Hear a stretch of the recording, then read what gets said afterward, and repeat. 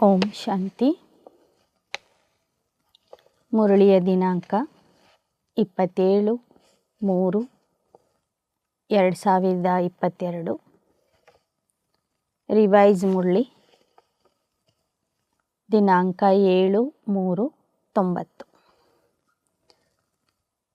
Ruling तथा controlling power से स्वराज्य की प्राप्ति. ಆಡಳಿತದ ಶಕ್ತಿ ಮತ್ತು ನಿಯಂತ್ರಣ ಶಕ್ತಿಯಿಂದ स्वराज्यದ प्राप्ति. आज बच्चों के स्नेही बाप दादा हर एक बच्चे को विशेष 2 बातों में चेक कर रहे थे. स्नेह का प्रत्यक्ष स्वरूप बच्चों को संपन्न और संपूर्ण बनाना है. ಈ ದಿನ ಮಕ್ಕಳ ಸ್ನೇಹಿಯಾಗಿರುವಂತಹ ಬಾಪ್ ದಾದಾರವರು ಪ್ರತಿಯೊಬ್ಬರಲ್ಲಿ 2 ವಿಶೇಷತೆಗಳನ್ನು ನೋಡ್ತಾ ಇದ್ರು, ಪರೀಕ್ಷೆ ಮಾಡ್ತಾ ಇದ್ರು. ಸ್ನೇಹದ ಪ್ರತ್ಯಕ್ಷ ಸ್ವರೂಪ ಆಗಿದೆ ಮಕ್ಕಳನ್ನು ತಮ್ಮ ಸಮಾನ ಮಾಡುವುದು, ತಮ್ಮ ಸಮಾನ ಸಂಪನ್ನ ಮತ್ತು ಸಂಪೂರ್ಣ ಮಾಡುವುದು.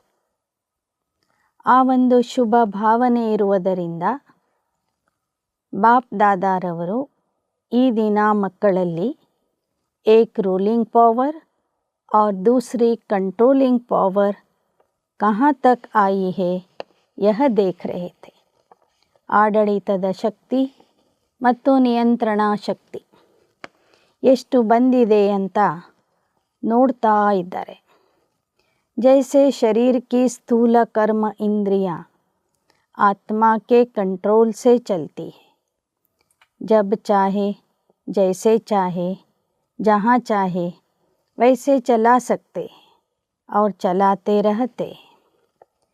ಹೇಗೆ ನೀವು ಮಕ್ಕಳು ದೇಹದ ಸ್ಥೂಲ ಕರ್ಮ ಇಂದ್ರಿಯಗಳನ್ನು ನಿಮ್ಮ ನಿಯಂತ್ರಣದಿಂದ ನಡೆಸ್ತೀರಿ. ಯಾವಾಗ, ಹೇಗೆ, ಎಲ್ಲಿ, ಯಾವ ಥರ ಆ ಕರ್ಮ ಇಂದ್ರಿಯಗಳಿಂದ ಕೆಲಸ ಮಾಡಿಸಬೇಕೋ ಎಂಬುದನ್ನು ಗುರುತಿಸಿ ಯಥಾರ್ಥವಾಗಿ ಆ ಕರ್ಮೇಂದ್ರಿಯಗಳ ಮೂಲಕ ಆಯಾ ಕರ್ತವ್ಯಗಳನ್ನು ನಿಭಾಯಿಸ್ತೀರಿ. कंट्रोलिंग पावर भी है. जैसे हाथ पांव स्थूल शक्तियाँ हैं, ऐसे मन बुद्धि संस्कार आत्मा की सूक्ष्म शक्तियाँ हैं. ನಿಮ್ಮಲ್ಲಿ ನಿಯಂತ್ರಣ ಮಾಡುವ ಶಕ್ತಿ ಇದೆ. ಹೇಗೆ ಕೈ ಕಾಲು ನಿಮ್ಮ ಸ್ಥೂಲ ಶಕ್ತಿಗಳಾಗಿವೆ, ಹಾಗೆ ಮನ ಬುದ್ಧಿ ಸಂಸ್ಕಾರವೂ ಸಹ ನಿಮ್ಮ ಸೂಕ್ಷ್ಮ ಶಕ್ತಿಗಳಾಗಿವೆ. सूक्ष्म शक्तियों के ऊपर कंट्रोल करने की पावर अर्थात मन बुद्धि को, संस्कारों को जब चाहे, जहाँ चाहे, जैसे चाहे, जितना समय चाहे ऐसे कंट्रोलिंग पावर, रूलिंग पावर आई है. ಸೂಕ್ಷ್ಮ ಶಕ್ತಿಗಳ ಮೇಲೆ ನಿಯಂತ್ರಣ ಮಾಡುವಂಥ ಶಕ್ತಿ ಬಂದಿದೆಯೇ? ಮನಸ್ಸು ಬುದ್ಧಿ ಸಂಸ್ಕಾರಗಳನ್ನು ಎಲ್ಲಿ ಬೇಕು, ಹೇಗೆ ಬೇಕು, ಯಾವಾಗ ಬೇಕು, ಯಾವ ಸ್ಥಿತಿಯಲ್ಲಿ ಬೇಕೋ ಆ ರೀತಿಯಲ್ಲಿ ಸೆಟ್ ಮಾಡುವಂತಹ, ನಿಯಂತ್ರಣ ಮಾಡುವಂತಹ, ಆಳುವಂತಹ ಶಕ್ತಿ ನಿಮ್ಮಲ್ಲಿ ಬಂದಿದೆಯೇ? क्योंकि इस ब्राह्मण जीवन में मास्टर ऑलमाइटी अथॉरिटी बनते हो. इस समय की प्राप्ति सारा कल्प राज्य रूप और पुजारी के रूप में चलती रहती है. ಬಾಬಾ ಹೇಳ್ತಾರೆ, ಈ ಸಮಯದಲ್ಲಿ ಏನನ್ನು ಪಡ್ಕೋತೀರಿ ಅದರ ಪ್ರಾಪ್ತಿ ಭವಿಷ್ಯದ 2 ಯುಗಗಳಲ್ಲಿ ರಾಜ್ಯ ಅಧಿಕಾರಿಯ ರೂಪದಲ್ಲಿ ಮತ್ತು ನಂತರದ 2 ಯುಗಗಳಲ್ಲಿ ಪೂಜಾರಿ ರೂಪದಲ್ಲಿ ನೀವು ಪಡ್ಕೊಳ್ತೀರಿ. जितना आधा कल्प विश्व की राज्य सत्ता प्राप्त करते हो, उस अनुसार जितना शक्तिशाली राज्य पद व पूज्य पद मिलता उतना भक्ति मार्ग में भी ಶ್ರೇಷ್ಠ ಪೂಜಾರಿ बनते हो. ಇಲ್ಲಿಯ ಪುರುಷಾರ್ಥದ ಆಧಾರದಿಂದ ಭವಿಷ್ಯದಲ್ಲಿ ರಾಜ್ಯದ ಅಧಿಕಾರ ಪ್ರಾಪ್ತಿಯಾಗ್ತದೆ. ಭವಿಷ್ಯದಲ್ಲಿ ರಾಜ್ಯದ ಅಧಿಕಾರ ಎಷ್ಟು ಶಕ್ತಿಶಾಲಿಯಾಗಿ ಪ್ರಾಪ್ತಿ ಮಾಡಿಕೊಳ್ತೀರಿ ಅಷ್ಟೇ ಭಕ್ತಿ ಮಾರ್ಗದಲ್ಲೂ ಸಹ ಶ್ರೇಷ್ಠ ಪೂಜಾರಿಗಳು ಆಗ್ತೀರಿ. ಯಾರು ಪೂಜ್ಯ ಪದವಿಯಲ್ಲಿ ಶ್ರೇಷ್ಠ ಆಗಿರ್ತಾರೆ ಅವರು ಭಕ್ತಿಯಲ್ಲೂ ಸಹ ಶ್ರೇಷ್ಠ ಭಕ್ತರಾಗ್ತಾರೆ. भक्ति में श्रेष्ठ आत्मा की मन बुद्धि संस्कारों के ऊपर कंट्रोलिंग पावर रहती है. भक्तों में भी नंबरवार शक्तिशाली भक्त है. जिस इष्ट की भक्ति करना चाहे, जितना समय चाहे, जिस विधि से करना चाहे, ऐसे भक्ति का फल भक्ति की विधि प्रमाण संतुष्टता, एकाग्रता, शक्ति और खुशी को प्राप्त करते हैं. ಸಂಗಮ ಯುಗದಲ್ಲಿ ಯಾರಿಗೆ ಮನ ಬುದ್ಧಿ ಸಂಸ್ಕಾರದ ಮೇಲೆ ನಿಯಂತ್ರಣ ಇರ್ತದೆ ಅವರು ಭಕ್ತಿ ಮಾರ್ಗದಲ್ಲೂ ಸಹ ಶಕ್ತಿಶಾಲಿ ಭಕ್ತರಾಗ್ತಾರೆ. ಯಾವ ದೇವತೆಯನ್ನು ಎಷ್ಟು ಸಮಯ ಯಾವ ವಿಧಾನದಿಂದ ಹೇಗೆ ಭಕ್ತಿ ಮಾಡಬೇಕು ಎಂಬ ಪೂರ್ಣ ಜ್ಞಾನ ಅವರಲ್ಲಿ ಇರ್ತದೆ. ವಿಧಾನದಿಂದ ಭಕ್ತಿ ಮಾಡುವ ಕಾರಣ ಅವರಿಗೆ ಭಕ್ತಿಯಲ್ಲೂ ಸಹ ಸಂತುಷ್ಟತೆ, ಏಕಾಗ್ರತೆ, ಶಕ್ತಿ ಮತ್ತು ಖುಷಿಯ ಪ್ರಾಪ್ತಿಯಾಗ್ತದೆ. लेकिन राज्य पद और भक्ति के शक्ति की प्राप्ति का आधार यह ब्राह्मण जन्म है. ಆದರೆ ಭವಿಷ್ಯದ ರಾಜ್ಯ ಪದವಿಯಾಗಲಿ ಭಕ್ತಿ ಮಾರ್ಗದಲ್ಲಿ ಶಕ್ತಿಯ ಪ್ರಾಪ್ತಿಯಾಗಲಿ ಅದಕ್ಕೆ ಆಧಾರ ಈ ಬ್ರಾಹ್ಮಣ ಜನ್ಮ ಆಗಿದೆ. इस संगम का छोटा सा एक जन्म सारे कल्प के सर्व जन्मों का ಆಧಾರ है. ಸಂಗಮ ಯುಗದ ಈ ಚಿಕ್ಕದಾದಂಥ ಒಂದು ಜನ್ಮ ಇಡೀ ಕಲ್ಪದ ಸರ್ವ ಜನ್ಮಗಳಿಗೆ आधार आಗಿದೆ. जैसे राज्य करने में विशेष बनते हो वैसे भक्त भी विशेष बनते हो, साधारण नहीं. ಹೇಗೆ ರಾಜ್ಯ ಮಾಡುವಾಗ ನೀವು ವಿಶೇಷ ಪದವಿಯನ್ನು ಪಡ್ಕೋತೀರಿ, ವಿಶೇಷ ಆತ್ಮ ಆಗಿ ರಾಜ್ಯ ಆಳ್ತೀರಿ, ಹಾಗೆಯೇ ಭಕ್ತಿಯಲ್ಲೂ ಸಹ ನೀವು ವಿಶೇಷ ಭಕ್ತರಾಗ್ತೀರಿ. साधारण भक्तरಲ್ಲ. भक्त माला वाले भक्त अलग है, लेकिन आपे ही पूज्य आपे ही पूजारी आत्माओं की भक्ति भी विशेष है. ಭಕ್ತಿಯ ಮಾಲೆಯಲ್ಲಿ ಬರುವಂಥ ಭಕ್ತರೇ ಬೇರೆಯಾಗಿದ್ದಾರೆ. ಆದರೆ ನೀವೇ ಪೂಜ್ಯಸೋ ಪೂಜಾರಿ ಆಗುವಂಥ ಆತ್ಮರ ಭಕ್ತಿಯೂ ಸಹ ವಿಶೇಷ ಆಗಿರ್ತದೆ. आज बाप दादा बच्चों के इस मूल आधार जन्म को देख रहे. ಈ ದಿನ ಬಾಪ್ ದಾದಾರವರು ಮಕ್ಕಳ ಮೂಲ ಆಧಾರ ಆಗಿರುವಂತಹ ಈ ಸಂಗಮ ಯುಗದ ಜನ್ಮವನ್ನು ನೋಡ್ತಾ ಇದ್ದಾರೆ. आदि से अब तक ब्राह्मण जीवन में रूलिंग पावर और कंट्रोलिंग पावर सदा और कितनी परसेंटेज में रही, इसमें भी पहले अपने ही सूक्ष्म शक्तियों की रिजल्ट को ಚೆಕ್ करो. ಆದಿಯಿಂದ ಇಲ್ಲಿಯವರೆಗೆ ಬ್ರಾಹ್ಮಣ ಜೀವನದಲ್ಲಿ ನಿಯಂತ್ರಣ ಶಕ್ತಿ ಮತ್ತು ಆಡಳಿತದ ಶಕ್ತಿ ನಿಮ್ಮಲ್ಲಿ ಎಷ್ಟು ಪರ್ಸೆಂಟೇಜ್ ಬಂದಿದೆ ಅಂತ ಬಾಬಾ ನೋಡ್ತಾ ಇದ್ದಾರೆ. ಅದರಲ್ಲಿಯೂ ಸಹ ಸೂಕ್ಷ್ಮ ಶಕ್ತಿಗಳಾದಂತಹ ಮನ ಬುದ್ಧಿ ಸಂಸ್ಕಾರದ ಮೇಲೆ ನಿಯಂತ್ರಣ ಎಷ್ಟು ಬಂದಿದೆ ಅಂತನೂ ಬಾಬಾ ನೋಡ್ತಾ ಇದ್ದಾರೆ. रिजल्ट में क्या दिखाई देता है? इन विशेष 3 शक्तियों मन बुद्धि संस्कार पर कंट्रोल हो तो इसको ಸ್ವರಾಜ್ಯ ಅಧಿಕಾರಿ कहा जाता है. ವಿಶೇಷವಾಗಿ ಮನ ಬುದ್ಧಿ ಸಂಸ್ಕಾರದ ಮೇಲೆ ಯಾರಿಗೆ ನಿಯಂತ್ರಣ ಬಂದಿದೆ ಅವರಿಗೆ ಸ್ವರಾಜ್ಯ ಅಧಿಕಾರಿಗಳು ಅಂತ ಹೇಳಲಾಗ್ತದೆ. यह सूक्ष्म शक्तियाँ ही स्थूल कर्म इंद्रियों को संयम और नियम में चला सकती है.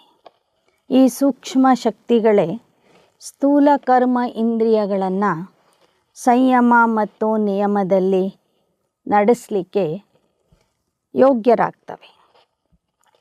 ಸೂಕ್ಷ್ಮ ಶಕ್ತಿಗಳ ಮೇಲೆ ನಿಯಂತ್ರಣ ಇತ್ತು ಅಂದರೆ ಸ್ಥೂಲ ಕರ್ಮ ಇಂದ್ರಿಯಗಳ ಮೇಲೇನೋ ನಿಯಮ ಸಂಯಮ ನಿಯಮದಂತೆ ನಡೆಯುವಂಥ ಶಕ್ತಿ ಸಹಜವಾಗಿ ಬಂದ್ಬಿಡ್ತದೆ. रिजल्ट क्या देखिए, जब जहाँ और जैसे इन बातों में अभी यथाशक्ति है, सर्वशक्ति नहीं है लेकिन यथाशक्ति है. ಬಾಬಾ ನೋಡಿದ್ರು ಇನ್ನೂವರೆಗೂ ಸೂಕ್ಷ್ಮ ಶಕ್ತಿಗಳ ಮೇಲೆ ನಿಯಂತ್ರಣ ಆಗಲಿ, ಸ್ಥೂಲ ಕರ್ಮ ಇಂದ್ರಿಯಗಳನ್ನು ಸಂಯಮ ಮತ್ತು ನಿಯಮದ ಅನುಸಾರವಾಗಿ ನಡೆಸೋದಾಗಲಿ ಇದರಲ್ಲಿ ಇನ್ನೂ ಯಥಾಶಕ್ತಿ ಪಾಸಾಗಿದ್ದಾರೆ ಮಕ್ಕಳು ವಿನಃ ಸರ್ವಶಕ್ತಿಯಿಂದ ಪಾಸಾಗಿಲ್ಲ. ಈ ಪುರುಷಾರ್ಥ ಯಥಾಶಕ್ತಿ ಕಾಣಿಸ್ತಾ ಇದೆ ವಿನಃ ಸರ್ವಶಕ್ತಿಗಳಿಂದ ಸಂಪೂರ್ಣ ಪುರುಷಾರ್ಥ ಮಕ್ಕಳು ಮಾಡ್ತಿಲ್ಲ. जिसको डबल विदेशी अपनी भाषा में समथिंग अक्षर ಯೂಸ್ करते. ಇದನ್ನೇ ಡಬಲ್ ವಿದೇಶಿ ಮಕ್ಕಳು ಹೇಳುವಾಗ ಸ್ವಲ್ಪ ಸ್ವಲ್ಪ ಇನ್ನೂ ಉಳಿದಿದೆ ಅಂತ ಹೇಳ್ತಾರೆ. ಸಮಥಿಂಗ್ ಎಂಬ ಶಬ್ದವನ್ನು ಉಪಯೋಗಿಸ್ತಾರೆ. तो इसको ಆಲ್ ಮೈಟಿ ಅಥಾರಿಟಿ ಕಹೆಂಗೆ. ಇನ್ನೂ ಅಲ್ಪ ಸ್ವಲ್ಪ ದುರ್ಬಲತೆ ಇದೆ, ಕೊರತೆ ಇದೆ ಅಂತ ಹೇಳಿದರೆ ಅಂಥವ್ರಿಗೆ ಮಾಸ್ಟರ್ ಸರ್ವಶಕ್ತಿವಾನ್ ಅಂತ ಹೇಳಲಿಕ್ಕೆ ಸಾಧ್ಯವೇ? माइटी तो है लेकिन ऑल माइटी है. वास्तव में इसको ही ब्राह्मण जीवन का फाउंडेशन कहा जाता है. ಶಕ್ತಿಶಾಲಿಯಾಗಿದ್ದೀರಿ ಆದರೆ ಸರ್ವಶಕ್ತಿವಾನ್ ಆಗಿಲ್ಲ. ವಾಸ್ತವಿಕವಾಗಿ ಬ್ರಾಹ್ಮಣ ಜೀವನದ ಬುನಾದಿನೇ ನಿಯಂತ್ರಣ ಶಕ್ತಿ ಮತ್ತು ಆಡಳಿತದ ಶಕ್ತಿಯಾಗಿದೆ. जिसका जितना स्व पर राज्य है अर्थात स्व को चलने और सर्व को चलाने की विधि आती है वही नंबर आगे लेता है. इस फाउंडेशन में अगर यथाशक्ति है तो ऑटोमेटिकली नंबर पीछे हो जाता है. ಯಾರಿಗೆ ತಮ್ಮ ಮೇಲೆ ನಿಯಂತ್ರಣ ಇದೆ, ತಮ್ಮನ್ನು ಹಾಗೂ ಅನೇಕರನ್ನು ನಡೆಸುವಂತಹ ವಿಧಾನ ಗೊತ್ತಿದೆ, ಅವರು ಮುಂದಿನ ಸ್ಥಾನಕ್ಕೆ ಹೋಗ್ತಾರೆ.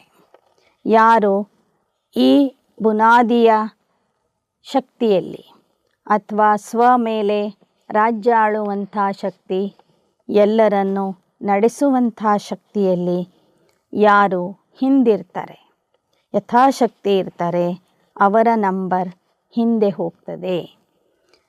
जिसको स्वयं को चलाने और चलने आता है वह दूसरों को भी सहज चला सकता है. अर्थात हैंडलिंग पावर आ जाती है. ಯಾರು ಸ್ವತಃ ತಾವು ಸರಿಯಾಗಿ ನಡೀತಾರೆ ಮತ್ತು ನಡೆಸ್ತಾರೆ, ಯಾರು ತಾವು ಸ್ವತಃ ಸರಿ ಇರ್ತಾರೆ ಅವರಿಗೆ ಅನ್ಯರನ್ನು ನಡೆಸುವಂಥದ್ದು ಸಹ ಗೊತ್ತಾಗ್ತದೆ, सहज ಆಗ್ತದೆ. सिर्फ दूसरों को हैंडल करने के लिए हैंडलिंग पावर नहीं चाहिए. जो अपनी सूक्ष्म शक्तियों को हैंडल कर सकता है वह दूसरों को भी हैंडल कर सकता है. ಕೇವಲ ಅನ್ಯರನ್ನು ನಡೆಸೋದಕ್ಕಾಗಿ ನಿಯಂತ್ರಣ ಶಕ್ತಿಯಾಗಲಿ ಆಡಳಿತದ ಶಕ್ತಿಯಾಗಲಿ ಬೇಕಿಲ್ಲ. ಮೊದಲು ತಮ್ಮ ಸೂಕ್ಷ್ಮ ಶಕ್ತಿಗಳ ಮೇಲೆ ನಿಯಂತ್ರಣ ಬರಬೇಕು. ಆಗ ಅನ್ಯರನ್ನೂ ಸಹ ಅವರು ಸುಲಭವಾಗಿ ನಡೆಸಲಿಕ್ಕೆ ಸಾಧ್ಯವಾಗ್ತದೆ. स्व के ऊपर कंट्रोलिंग पावर, रूलिंग पावर, सर्व के लिए ಯಥಾರ್ಥ ಹ್ಯಾಂಡ್ಲಿಂಗ್ ಪವರ್ ಬನ್ ಜಾತಿ. ಯಾರಿಗೆ ತಮ್ಮ ಮೇಲೆ ನಿಯಂತ್ರಣ ಮಾಡುವುದಕ್ಕೆ ಬರ್ತದೆ, ತಮ್ಮ ಮೇಲೆ ರಾಜ್ಯ ಆಳುವುದಕ್ಕೆ ಬರ್ತದೆ, ಅವರಿಗೆ ಎಲ್ಲರನ್ನು ನಡೆಸುವಂತಹ ಶಕ್ತಿನೂ ಅವರಲ್ಲಿ ಬರ್ತದೆ. ಎಲ್ಲರನ್ನೂ ಅವರು ಯಥಾರ್ಥವಾಗಿ ನಡೆಸ್ತಾರೆ.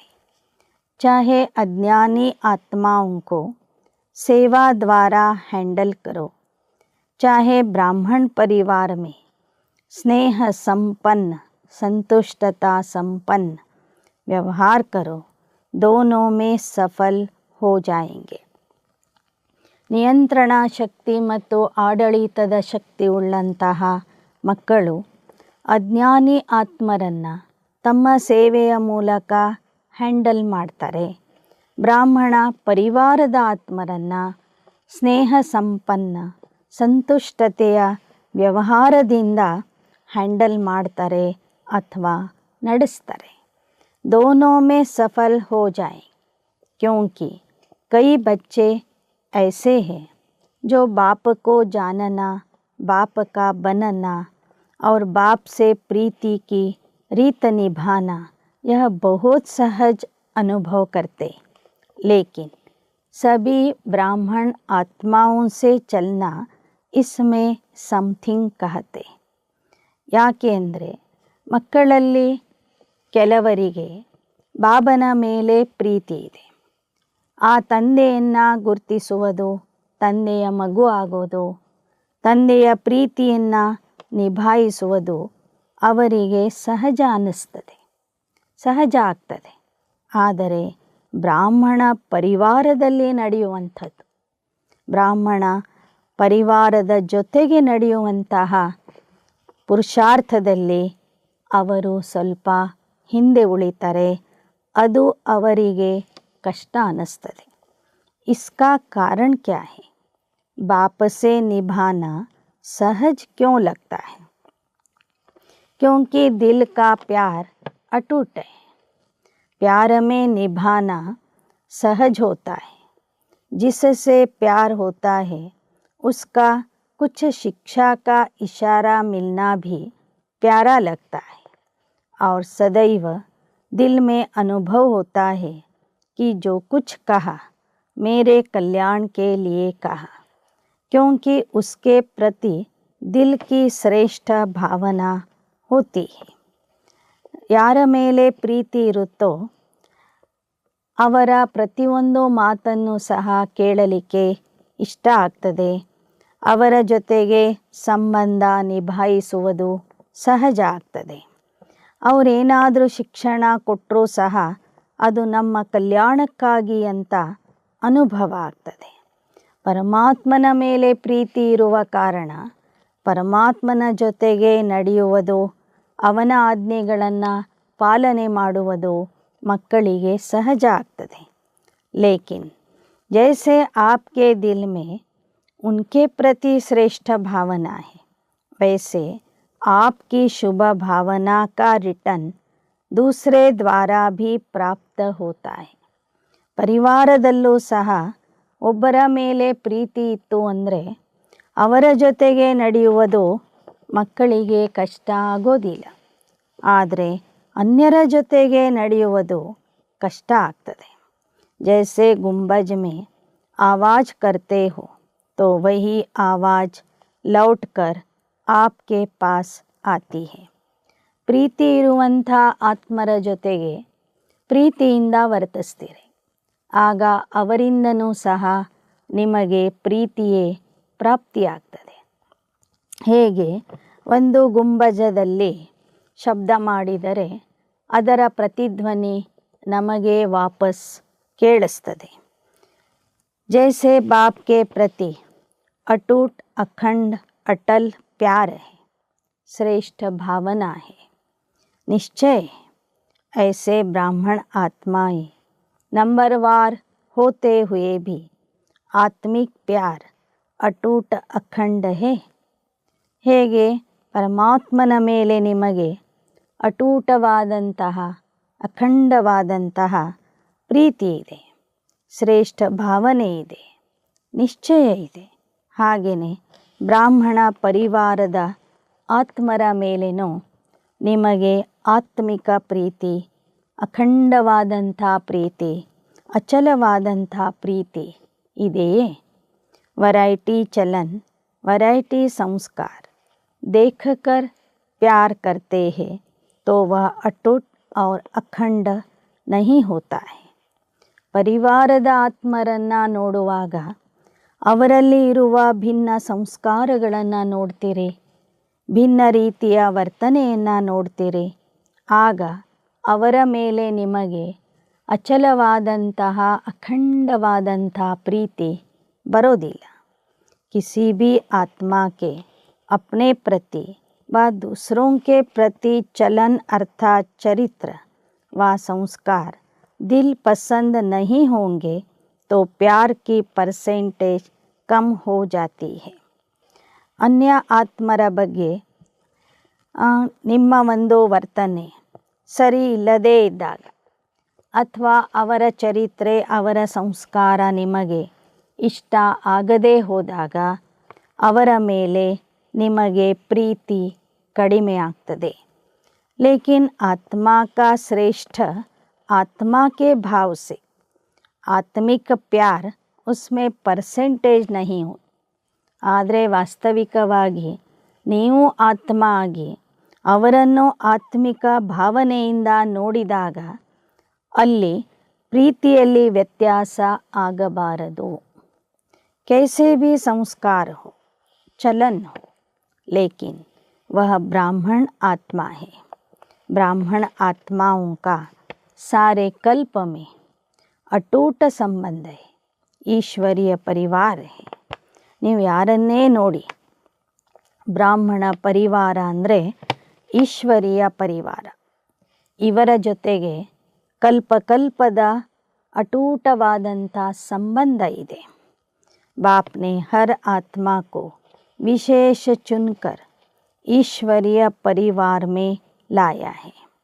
परमात्मने ಎಲ್ಲ ಬ್ರಾಹ್ಮಣ ಆತ್ಮರನ್ನು ಆರಿಸಿ ಈಶ್ವರೀಯ ಪರಿವಾರದಲ್ಲಿ ಸೇರಿಸ್ಕೊಂಡಿದ್ದಾರೆ. अपने आप नहीं आए हैं, बाप ने लाया है. ಈ ಬ್ರಾಹ್ಮಣ ಪರಿವಾರದಲ್ಲಿರುವಂಥ ಆತ್ಮರು ತಾವಾಗಿ ಬಂದಿಲ್ಲ, ಬಾಬಾ ಅವರನ್ನು ಕರೆಸ್ಕೊಂಡಿದ್ದಾರೆ. किसी भी आत्मा की कोई बात आपको पसंद नहीं आती तब भी प्यार में अंतर आ जाता है. तो बाप को सामने रखने से हर आत्मा से आत्मिक अटूट प्यार हो जाता है. ನೀವು ಆತ್ಮರಲ್ಲಿ ಇರುವ ಭಿನ್ನ ಭಿನ್ನ ಸಂಸ್ಕಾರ ನೋಡಿದಾಗ ನಿಮಗೆ ಅವರ ಮೇಲೆ ಪ್ರೀತಿ ಬರೋದಿಲ್ಲ. ಆದರೆ ಅವರನ್ನು ಆರಿಸಿದವರು ಯಾರು? ಅವರನ್ನು ಬ್ರಾಹ್ಮಣ ಪರಿವಾರದಲ್ಲಿ ಸೇರಿಸಿದವರ್ಯಾರು? ಅದನ್ನು ನೆನ್ಪು ಮಾಡಿಕೊಂಡಾಗ ನಿಮಗೆ ಎಲ್ಲ ಆತ್ಮರ ಮೇಲೆ ಅಟೂಟವಾದಂತಹ ಮುರಿಯಲಾರದಂತಹ प्रीति बरतदे. उस समय बुद्धि में याद रखो कि इस आत्मा को बाप ने पसंद किया है. अवश्य कोई विशेषता है तब बाप ने पसंद किया. ನೀವು ಯಾರನ್ನೇ ನೋಡ್ರಿ ಆಗ ನೆನ್ಪು ಮಾಡ್ಕೊಳ್ಳಿ, ಈ ಆತ್ಮನನ್ನು ಬಾಬಾ ಇಷ್ಟಪಟ್ಟು ಕರೆಸ್ಕೊಂಡಿದ್ದಾರೆ ಅಂದ ಮೇಲೆ ಆ ಆತ್ಮದಲ್ಲಿ ಒಂದಿಲ್ಲ ಒಂದು ರೀತಿಯ विशेषते ಇದೆ. शुरू से बाप दादा बच्चों को यह सुनाते रहते हैं कि मानो 36 गुणों में किसमें 35 गुण नहीं है, लेकिन एक गुण भी विशेष है, तब बाप ने उनको पसंद किया. ಪ್ರಾರಂಭದಿಂದನೂ ಬಾಬಾ ಈ ಮಾತನ್ನು ಹೇಳ್ತಾ ಬಂದಿದ್ದಾರೆ. ಮಕ್ಕಳಲ್ಲಿ ಕೆಲವರಲ್ಲಿ 35 ಅವಗುಣಗಳು ಇರಬಹುದು, ಆದರೆ ಒಂದು ಒಳ್ಳೆಯ ಗುಣ ಇರುವ ಕಾರಣ ಬಾಬಾ ಅವರನ್ನು ಆರಿಸ್ಕೊಂಡಿರ್ತಾರೆ. बाप ने उनके 35 अवगुण देखे व एक ही गुण देखा. ಹಾಗಾದರೆ ಬಾಬಾ ಅವರಲ್ಲಿ ಇರುವ 35 ಅವಗುಣಗಳನ್ನು ನೋಡಿದ್ರು ಅಥವಾ ಇರುವ ಒಂದು ವಿಶೇಷ ಗುಣ ನೋಡಿದ್ರು? क्या देखा? सबसे बड़े ते बड़ा गुण व विशेषता बाप को पहचानने की बुद्धि, बाप के बनने की हिम्मत, बाप से प्यार करने की विधि है, जो सारे कल्प में धर्म पिताओं में भी नहीं थी, राज्य नेताओं में भी नहीं थी, धनवानों में भी नहीं, लेकिन उस आत्मा में. ಬಾಬಾ ಒಬ್ಬರಲ್ಲಿ ಇರುವ 35 ಅವಗುಣಗಳನ್ನು ನೋಡಲಿಲ್ಲ, ಆದರೆ ಆ ಆತ್ಮದಲ್ಲಿ ಇರುವ ಒಂದು ವಿಶೇಷತೆಯನ್ನು ನೋಡಿದರು. ಆ ವಿಶೇಷತೆ ಯಾವುದು ಅಂದರೆ, ಆ ಆತ್ಮ ತಂದೆಯನ್ನು ಗುರ್ತಿಸಿದೆ. ತಂದೆಯ ಮಗು ಆಗುವಂಥ ಧೈರ್ಯ ಆ ಆತ್ಮದಲ್ಲಿ ಇದೆ. ತಂದೆಯ ಜೊತೆಗೆ ಪ್ರೀತಿ ಮಾಡುವ ವಿಧಾನ ಆ ಆತ್ಮಕ್ಕೆ ಗೊತ್ತಿದೆ. ಈ ವಿಶೇಷತೆ ಯಾವ ಧರ್ಮ ಸ್ಥಾಪಕರಲ್ಲೂ ಇರಲಿಲ್ಲ, ರಾಜ್ಯ ಮುಖಂಡರಲ್ಲೂ ಇರಲಿಲ್ಲ, ಹಣವಂತರಲ್ಲಿ ಇರಲಿಲ್ಲ. ಅಂಥ ಒಂದು ವಿಶೇಷತೆಯನ್ನು ಬ್ರಾಹ್ಮಣ ಪರಿವಾರದ ಪ್ರತಿಯೊಬ್ಬ ಆತ್ಮದಲ್ಲಿ ಇದೆ. ಆ ವಿಶೇಷತೆ ಅಂದರೆ ತಂದೆಯನ್ನು ಗುರ್ತಿಸುವಂತಹ ವಿಶೇಷತೆ ಇದೆ. ತಂದೆಯ ಜೊತೆಗೆ ಪ್ರೀತಿ ಮಾಡುವಂತಹ ವಿಶೇಷತೆ ಇದೆ. ಪರಮಾತ್ಮನ ಮಗುವಾಗಿ ಬದುಕುವಂತಹ ಧೈರ್ಯ ಇದೆ. ಆ ವಿಶೇಷತೆಯನ್ನೇ ನೋಡಿ ಬಾಬಾ ಮಕ್ಕಳನ್ನು ಆರಿಸ್ಕೊಂಡಿದ್ದಾರೆ. ಬಾಪ್ आप सबसे पूछते कि आप जब बाप के पास आए तो क्या गुण संपन्न होकर आए थे? बाप ने आपकी कमजोरियों को देखा, हिम्मत बढ़ाई ना कि आप ही मेरे थे और सदा बनेंगे.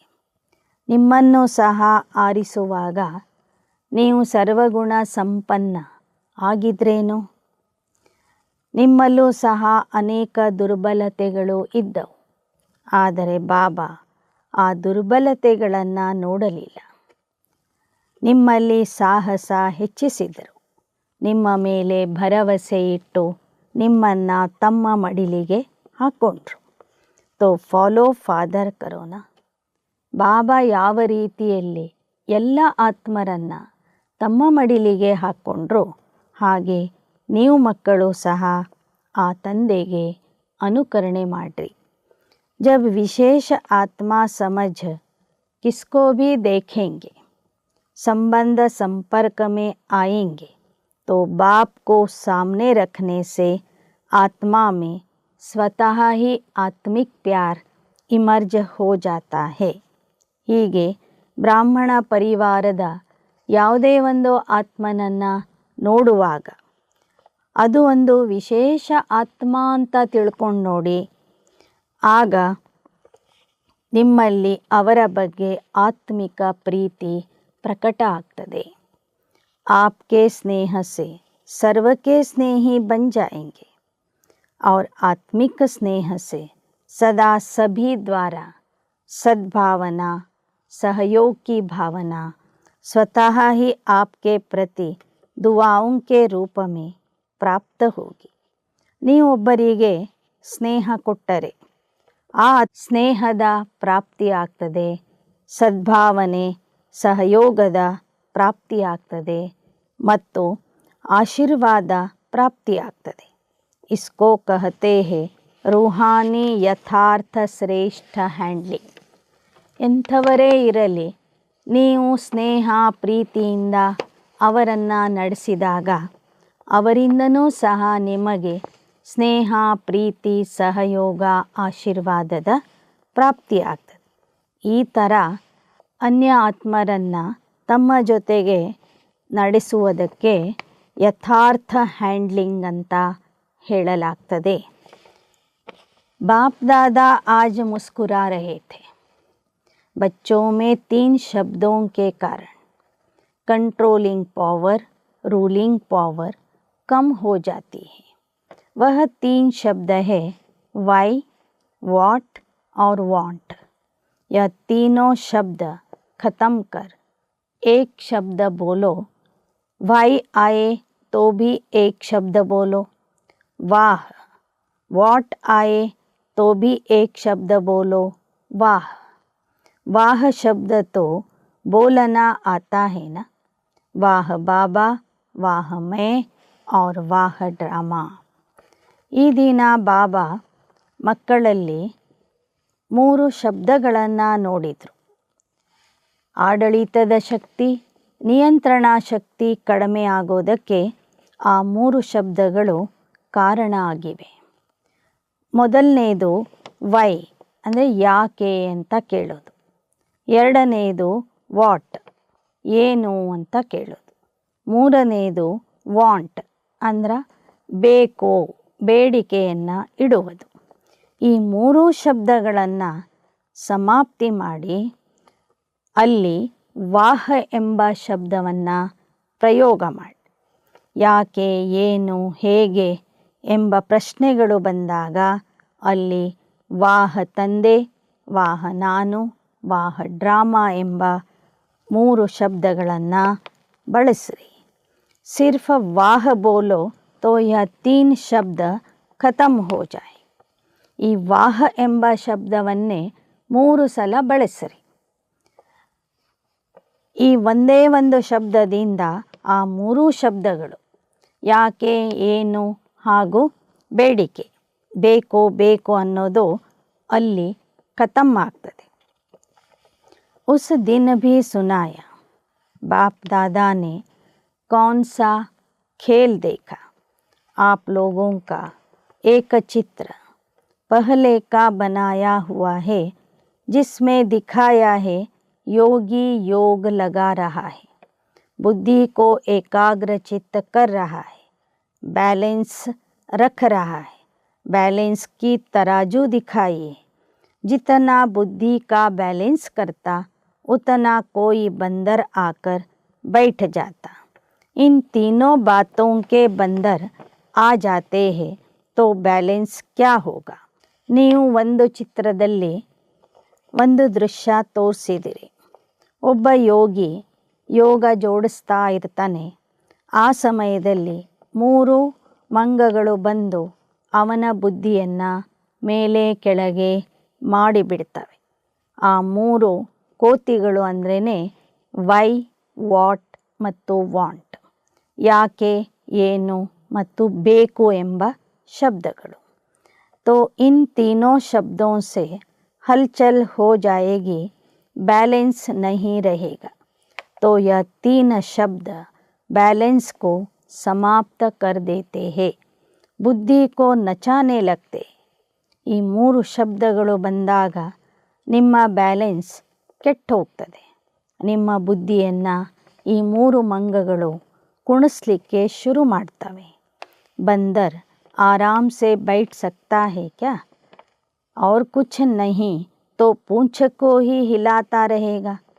ಕೋತಿ ಅಂದ್ರೇ ಅದು ಯಾವತ್ತೂ ಏಕಾಗ್ರತೆಯಿಂದ ಕೂಡೋದಿಲ್ಲ. ಏನಿಲ್ಲದಿದ್ದರೂ ತನ್ನ ಬಾಲ ಆದರೂ ಅಲ್ಲಾಡಿಸ್ತಾ ಇರ್ತದೆ.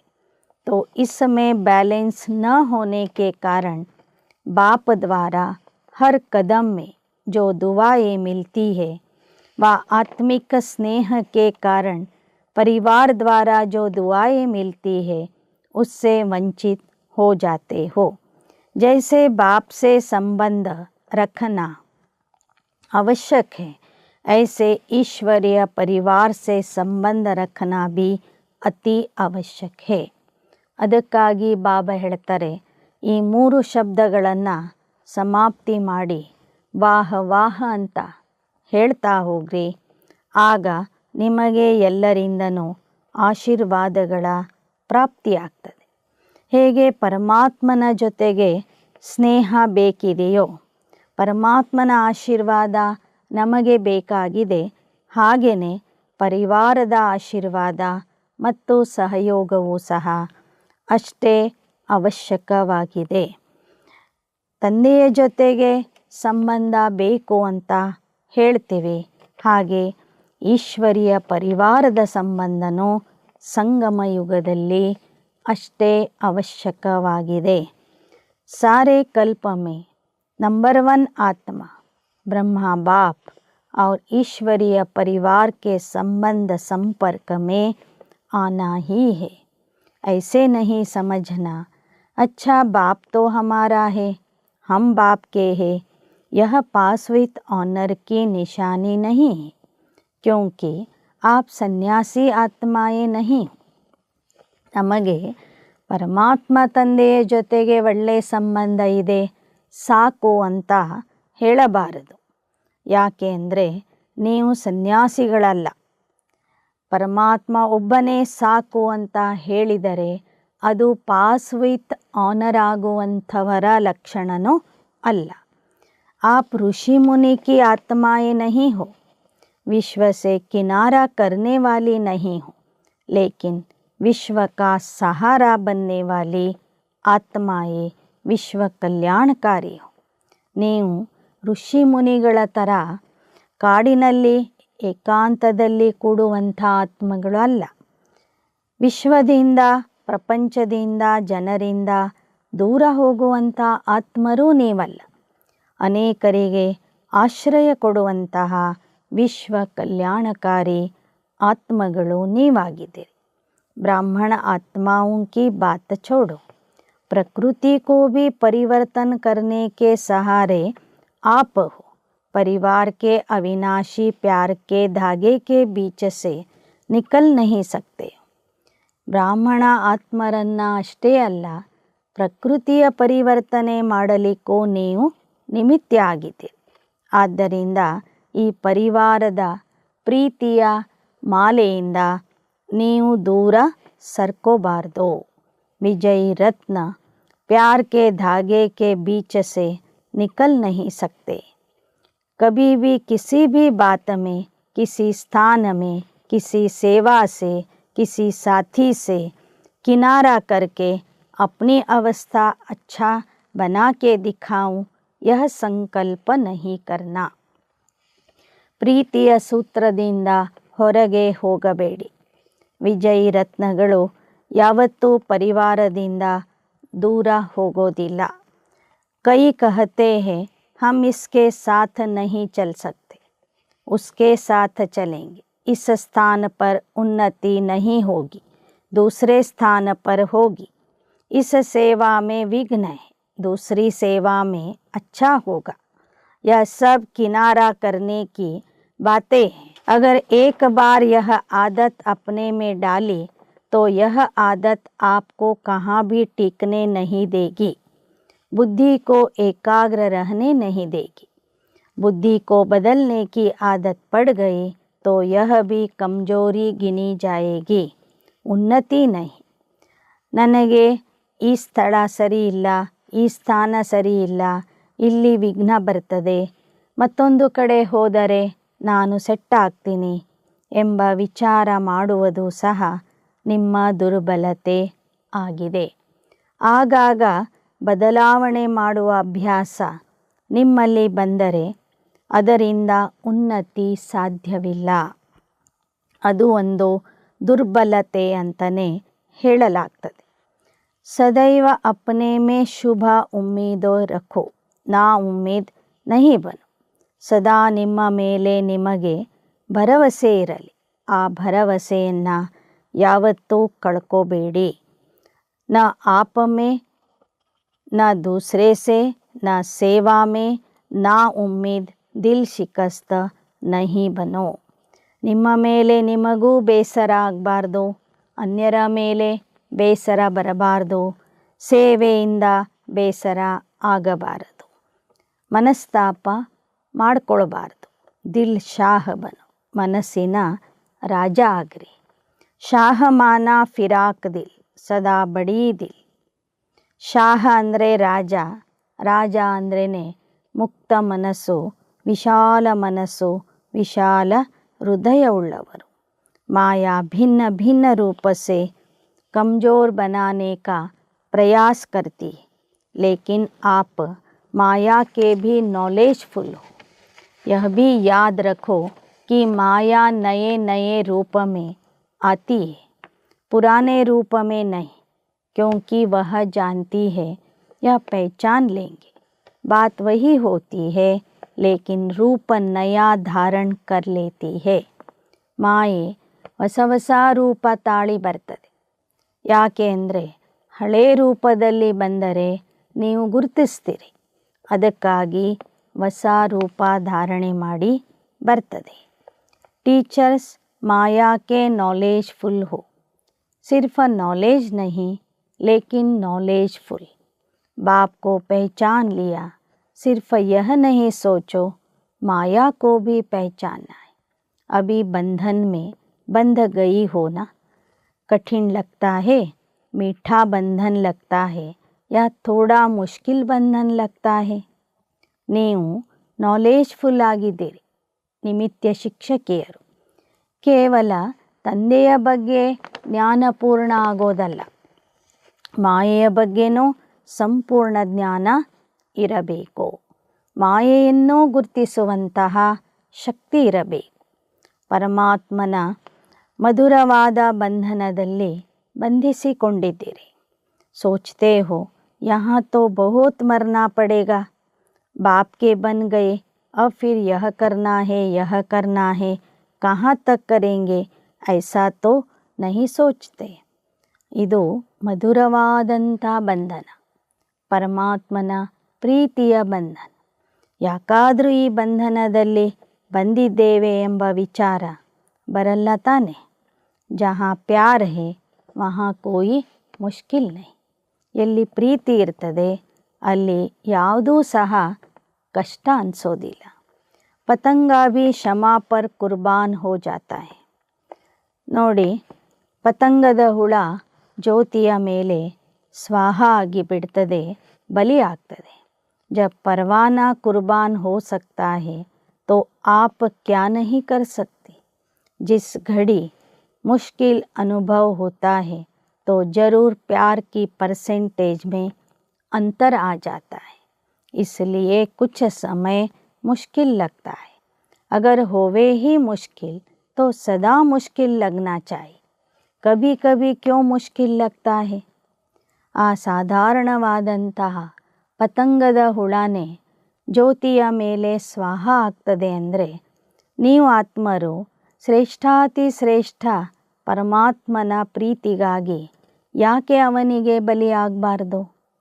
ನಿಮಗೆ ಒಮ್ಮೊಮ್ಮೆ ಕಷ್ಟ ಅನ್ನಿಸ್ತದೆ, ಒಮ್ಮೊಮ್ಮೆ ಸಹಜ ಅನ್ನಿಸ್ತದೆ. ಸಮರ್ಪಿತ ಜೀವನ ನಡೆಸುವುದು ನಿಜವಾಗಲೂ ಕಷ್ಟ ಆಗಿದ್ದರೆ ಪ್ರತಿದಿನವೂ ಕಷ್ಟ ಆಗಬೇಕಿತ್ತು. ಯಾವಾಗೋ ಒಮ್ಮೆ ಕಷ್ಟ ಆಗ್ತದೆ, ಒಮ್ಮೆ ಸಹಜ ಆಗ್ತದೆ ಅಂದರೆ ಅದರಲ್ಲಿ ನಿಮ್ಮ ಕೊರತೆ ಇದೆ ಅಂತ ಬಾಬಾ ತಿಳ್ಕೊತಾರೆ. कोई बात आ जाती है इसलिए मुश्किल हो जाता है और परसेंटेज में फ़र्क पड़ जाता है. ಸಮರ್ಪಿತ ಜೀವನ ನಡೆಸುವುದು ಕಷ್ಟ ಯಾಕೆ ಆಗ್ತದೆ, ಯಾವಾಗ ಆಗ್ತದೆ ಅಂದರೆ, ನಿಮಗೆ ಪರಮಾತ್ಮನ ಮೇಲೆ ಇರುವ ಪ್ರೀತಿ ಕಡಿಮೆ ಆದಾಗ ಜೀವನ ಕಷ್ಟ ಅನ್ನಿಸ್ತದೆ. वह बीच से निकाल दो तो फिर सहज हो जाएगा. ಈ ಕಠಿಣ ಎಂಬ ಶಬ್ದನೇ ಮಧ್ಯದಿಂದ ತೆಗೆದುಹಾಕ್ರಿ, ಆಗ ಪ್ರತಿಯೊಂದು ನಿಮಗೆ ಸಹಜ ಆಗುವುದು. बाप दादा कहते, टीचर्स अर्थात सदा स्वयं हिम्मत में रहने वाली और दूसरों को हिम्मत देने के निमित्त बनने वाली. ಟೀಚರ್ಸ್ ಅಂದ್ರೇ ತಾವು ಧೈರ್ಯದಿಂದ ಇದ್ದು ಅನೇಕರಿಗೆ ಧೈರ್ಯ ಕೊಡುವಂಥವ್ರು. नहीं तो टीचर बनी ही क्यों. टीचर माना ही स्टूडेंट्स के निमित्त, कमज़ोर को हिम्मत दे आगे बढ़ाने की सेवा के निमित्त हो. ಟೀಚರ್ ಅಂದ್ರೇ ವಿದ್ಯಾರ್ಥಿಗಳ ಸೇವೆಗೆ ನಿಮಿತ್ತ ಆದವರು. ಅನ್ಯರಲ್ಲಿ ಇರುವಂತಹ ದುರ್ಬಲತೆಗಳನ್ನು ತೆಗೆದುಹಾಕಿ ಎಲ್ಲರಿಗೂ ಧೈರ್ಯ ಕೊಡುವಂಥವ್ರು. सफल टीचर की पहली निशानी यह होगी वह कभी हिम्मतहीन नहीं बनेगी. जो खुद हिम्मत में रहता है वह दूसरे को भी हिम्मत जरूर देता है. खुद में ही हिम्मत कम होगी तो दूसरे को भी नहीं दे सकेंगे. ಯಾರಲ್ಲಿ ಸಾಹಸ ಇರ್ತದೆ ಅವರು ಅನ್ಯರಿಗೂ ಸಾಹಸ ಕೊಡ್ತಾರೆ. ತಮ್ಮಲ್ಲಿ ಇರುವ ಸಾಹಸ ಕಡಿಮೆ ಮಾಡಿಕೊಂಡಾಗ ಅನ್ಯರಿಗೂ ಸಾಹಸ ಧೈರ್ಯ ಕೊಡಲಿಕ್ಕೆ ಆಗೋದಿಲ್ಲ. अच्छा, चारों ओर के हिम्मते बच्चे मदद दे बाप के अधिकार को अनुभव करने वाले, सदा स्वराज्य की शक्तियों को हर समय प्रमाण प्रयोग में लाने वाले, सदा बाप और सर्व आत्माओं के अटूट स्नेही, हर कार्य में संबंध संपर्क में वाह वाह के गीत गाने वाले, ऐसे ऑलमाइटी अथॉरिटी बच्चों को बाप दादा का याद प्यार और नमस्ते. ನಾಲ್ಕು ಕಡೆಯ ಸಾಹಸಿ ಮಕ್ಕಳಿಗೆ ತಮ್ಮ ಶಕ್ತಿಗಳನ್ನು ಸಮಯ ಪ್ರಮಾಣವಾಗಿ ಪ್ರಯೋಗ ಮಾಡುವಂಥ ಮಕ್ಕಳಿಗೆ, ಸ್ನೇಹಿ ಮಕ್ಕಳಿಗೆ, ಸದಾ ವಾಹವಾಹದ ಹಾಡನ್ನೇ ಹೇಳುವಂತಹ ಮಾಸ್ಟರ್ ಸರ್ವಶಕ್ತಿವಾನ್ ಅಧಿಕಾರಿ ಮಕ್ಕಳಿಗೆ ಬಾಪ್ ದಾದಾರವರ ನೆನಪು, ಪ್ರೀತಿ ಮತ್ತು ನಮಸ್ತೆ. वरदान. प्लेन बुद्धि बन सेवा के प्लान बनाने वाले यथार्थ ಸೇವಾಧಾರಿ ಭವ. ಸ್ವಚ್ಛ ಬುದ್ಧಿ ಉಳ್ಳವರಾಗಿ ಸೇವೆಯ ಯೋಜನೆಗಳನ್ನು ಯಥಾರ್ಥವಾಗಿ ತಯಾರಿಸುವಂತಹ ಸೇವಾಧಾರಿಗಳು ಆಗಿರಿ. यथार्थ सेवाधारी उन्हें कहा जाता जो स्व की और सर्व की सेवा साथ साथ करते हैं. स्व की सेवा में सर्व की सेवा समाई हुई हो. ऐसे नहीं दूसरों की सेवा करो और अपनी सेवा में अलबेले हो जाओ. सेवा में सेवा और योग दोनों ही साथ साथ हो. इसके लिए प्लेन बुद्धि बनकर सेवा के प्लान बनाओ. प्लान बुद्धि अर्थात कोई भी बात बुद्धि को अन्य बात टच नहीं करे सिवाय निमित्त और निर्माण भाव के. हद का नाम हद का मान नहीं लेकिन निर्माण, यही शुभ भावना और शुभ कामना का बीज है. ಯಥಾರ್ಥ ಸೇವಾಧಾರಿ ಎಂದರೆ ಸ್ವಸೇವೆ ಮತ್ತು ಸರ್ವರ ಸೇವೆಯನ್ನು ಜೊತೆ ಜೊತೆಗೆ ಮಾಡುವಂಥವರು. ತಮ್ಮ ಸೇವೆಯ ಬಗ್ಗೆನೂ ಮತ್ತು ವಿಶ್ವ ಸೇವೆಯ ಬಗ್ಗೆನೂ ಸದಾ ಗಮನ ಕೊಡುವಂಥವರು. ಎರಡೂ ಸೇವೆಗಳನ್ನು ಜೊತೆಗೆ ಮಾಡುವಂಥವರು. ಆದ್ದರಿಂದ ಬಾಬಾ ಹೇಳ್ತಾರೆ, ಸ್ವಚ್ಛ ಬುದ್ಧಿಯವರಾಗಿ ಸೇವಾ ಯೋಜನೆಗಳನ್ನು ತಯಾರು ಮಾಡಿರಿ. ಸೇವೆಯಲ್ಲಿ ನಿಮಿತ್ತ ಮತ್ತು ನಿರ್ಮಾಣ ಅಂದರೆ ನಮ್ರತೆಯ ಭಾವನೆ ಇರಲಿ. ನಿಮ್ಮ ಹೆಸರು, ಸ್ಥಾನ, ಮಾನ, ಕೀರ್ತಿಯ ಅಪೇಕ್ಷೆಯನ್ನು ಬಿಟ್ಟು ನಿರ್ಮಾಣ ಆಗ್ರಿ. ನಮ್ರತೆಯಿಂದ ನಡ್ಕೊಳ್ಳಿ. ಇದು ಶುಭ ಭಾವನೆ ಮತ್ತು ಶುಭ ಕಾಮನೆಯ ಬೀಜ ಆಗಿದೆ. ನಮ್ರತೆಯೇ ಶುಭ ಭಾವನೆ ಮತ್ತು ಶುಭ ಕಾಮನೆಯ ಬೀಜ ಆಗಿದೆ. श्लोगन. ज्ञान दान के साथ साथ गुण दान करो तो सफलता मिलती रहेगी. ಜ್ಞಾನ ದಾನದ ಜೊತೆ ಜೊತೆಗೆ ಗುಣದಾನ ಮಾಡಿರಿ, ಆಗ ಸಫಲತೆ ಸಿಗುವುದು.